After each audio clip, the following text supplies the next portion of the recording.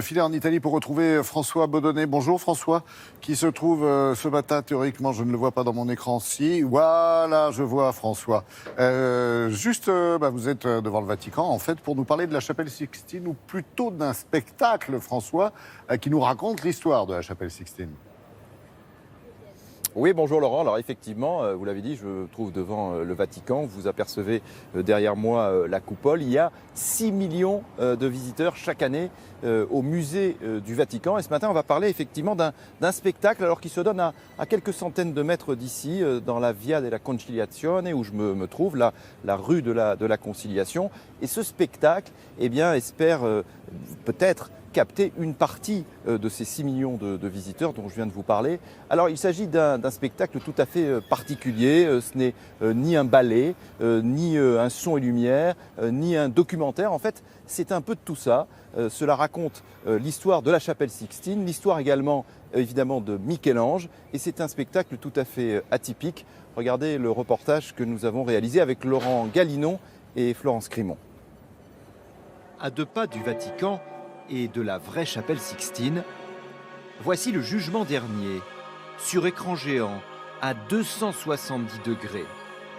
Le chef-d'œuvre de Michel-Ange, exposé pour la première fois devant 1400 spectateurs.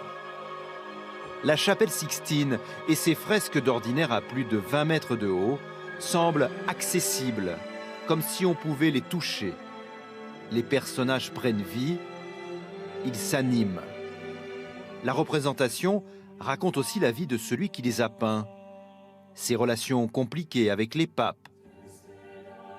Et même s'il y a des danseurs, ce n'est ni un ballet, ni un son et lumière, mais un spectacle atypique.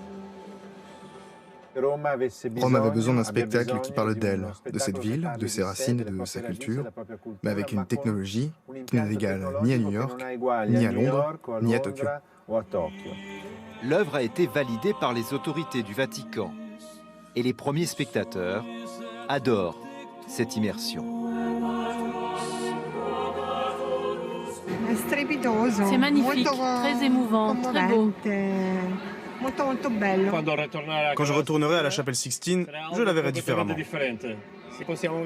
On peut voir l'œuvre de Michel-Ange de près, alors qu'évidemment, quand on se rend à la chapelle Sixtine, on ne peut pas le faire.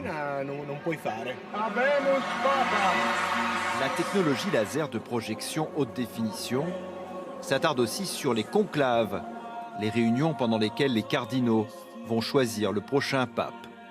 Une plongée virtuelle au cœur du Vatican. Et magnifique et impressionnant apparemment. Dites-moi François, la chapelle Sixtine, la vraie, elle se porte comment elle? Elle va bien.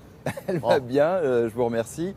Elle a été restaurée, vous le savez, au milieu des années 90. Depuis, elle est absolument magnifique. Puis récemment, l'éclairage de la chapelle Sixtine a été modifié. On a mis des lampes LED, ce qui permet de voir ces fresques de Michel-Ange encore mieux. Alors ce que je vous propose, Laurent, c'est, vous savez, il y a beaucoup de Français qui viennent ici pour les vacances de Pâques.